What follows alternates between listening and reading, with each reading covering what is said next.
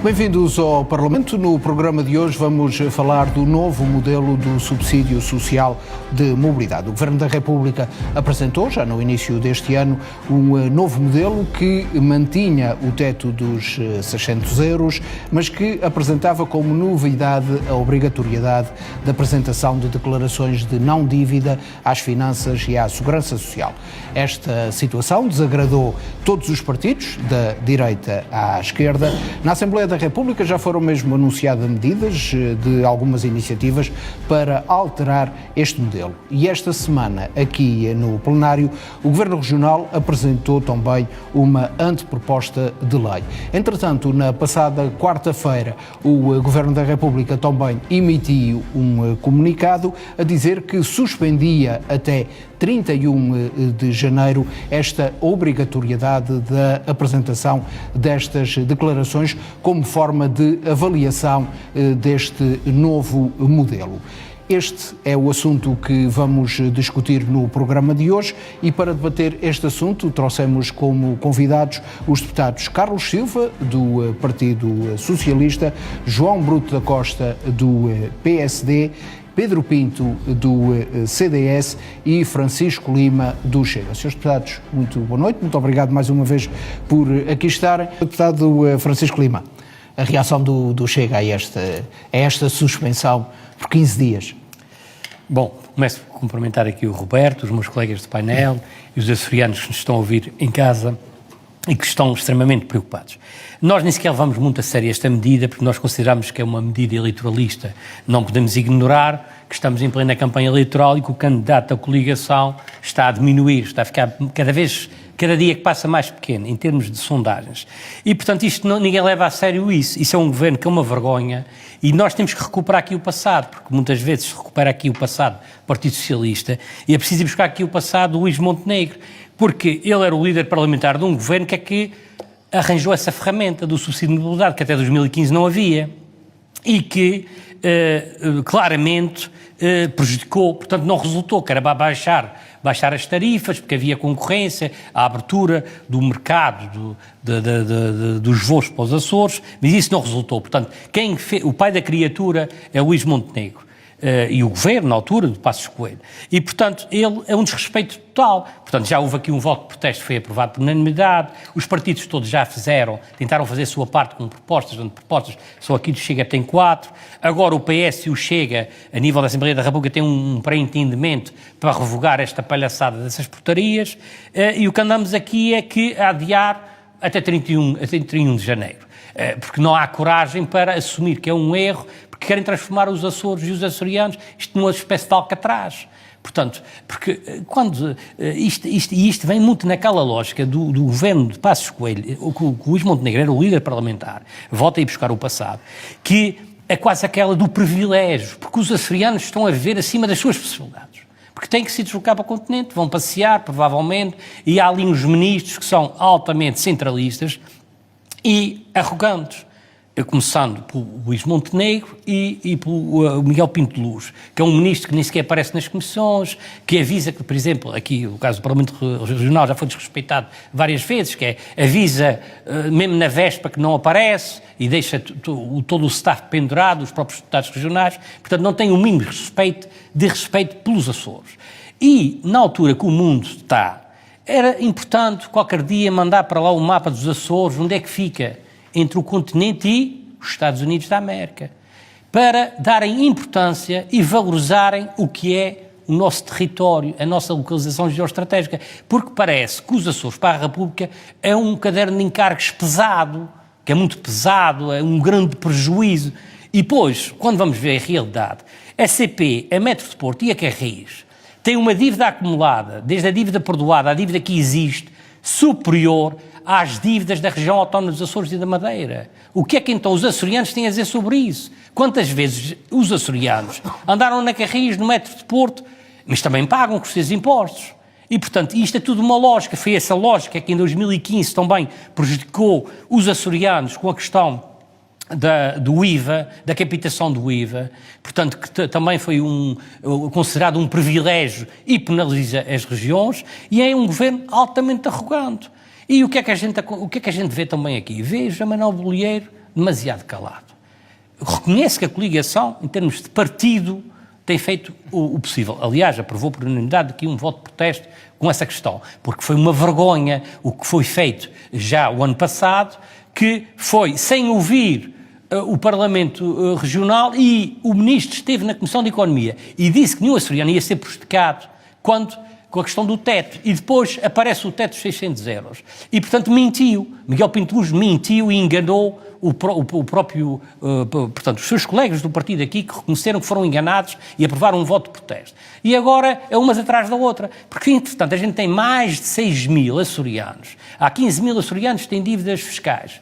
E 6 mil estão numa situação que não se podem, então, não podem ter o direito, que é o reembolso daquilo que pagaram. Porque ninguém está aqui a falar em subsídios. Chamaram isso subsídio, foi o maior erro que existe, que é a esmola. Mais uma vez, aqueles indivíduos estão lá, novilhas, lá no meio, entre os Estados Unidos e a América, estão sempre a querer subsídios. Ninguém que está aqui a pedir subsídios. Eu, quando vou a Lisboa ou ao Porto, eu entro lá na CPI, no metro, que dá um prejuízo superior à região autónoma dos Açores e da Madeira juntos, e ninguém me pede se eu devo ao fisco, se não devo ao fisco.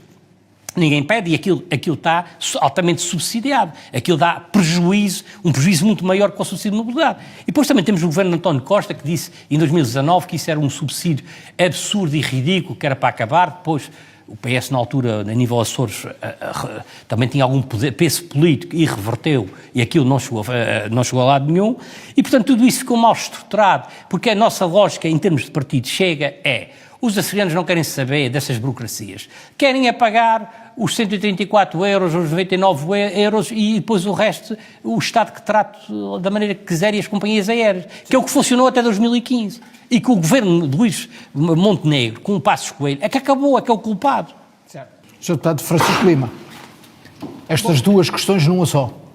Bem, as questões resumem-se facilmente a uma fraude política, que é este governo de Montenegro, porque inclusivamente disse que era a fraude, quando houve essa questão das fraudes, adiou os anúncios que tinha para fazer, adiou para passar as eleições também nacionais. E, portanto, e não é porque teve iniciativa própria. O que aconteceu foi que na República, de facto, o Chega e o PS têm um entendimento para acabar com essa palhaçada. E como tem um entendimento para revogar a legislação, o governo ficou sem água no lempo, para as pessoas perceberem. Portanto, o governo da República ficou sem água no lempo, não tem maioria, com 2 partidos, são 3, basta haver entendimento de 2 e, portanto, vão revogar. Aliás, os deputados do Chega dos Açores deslocaram-se à Assembleia da República e reuniram com o grupo parlamentar do Chega.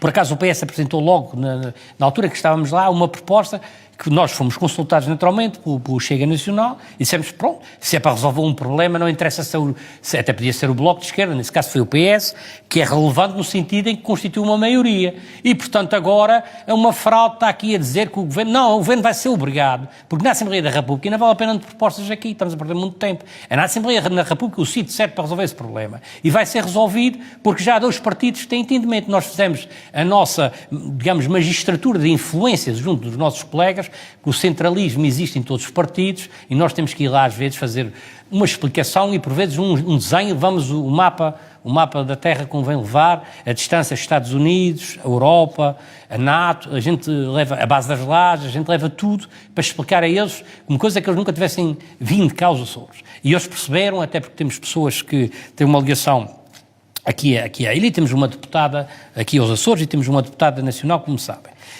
E, portanto, os atropelos, não há aqui atropelos à Constituição, há atropelos à decência e ao bom senso. E isso, de facto, temos que reconhecer. Eu até quase que diria aqui para os meus colegas da coligação do PSD e também do CDS, com amigos desses, quem é que precisa de inimigos?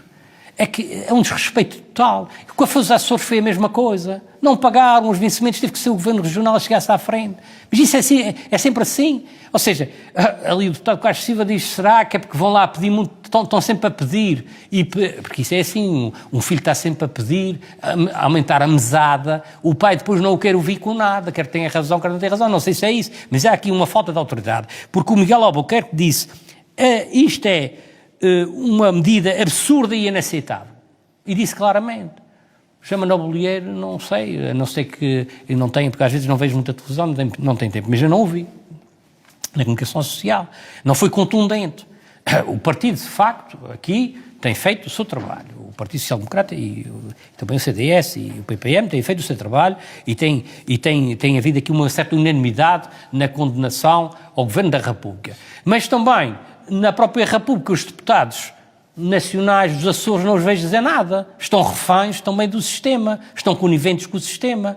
E, portanto, isso é muito mau. Então, se a gente tem aqui 5 deputados da República dos Açores, ao menos esses tinham que ter um entendimento. Eu não vi da parte do PSD nenhuma declaração pública em relação, por exemplo, à pressão, à concertação do Chega e do PS para resolver esse problema. Eles puseram-se fora e agora vêm dizer, não, o governo não fez essa suspensão porque viu que vai ter que resolver o problema de forma democrática, que é com os votos na Assembleia da República. E, portanto, não há boa vontade. Não há boa vontade, é má vontade, já foi dito aqui, é maldade, é desrespeito. E este governo de Luís Montenegro é uma fraude. A gente está-nos todos a chegar à conclusão que é uma fraude. Ele veio aqui criticar o PS, por exemplo, em uma área que não tem nada a ver, mas foi os apoios aos agricultores. E fez exatamente o mesmo. É preciso ter hipocrisia. Claro que o que o PS fez estava errado, mas mais errado ainda é criticar os outros e fazer o mesmo.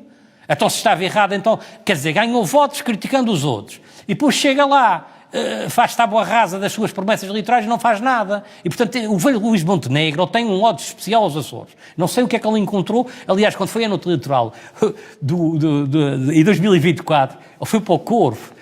Bem, podia ter ido lá para os Ilhéus das Cabras. A gente tem lá os Ilhéus, na terceira, como sabe, os Ilhéus das Cabras, e ele tinha se sentido, se calhar, mais confortável. Não tem ponte ainda.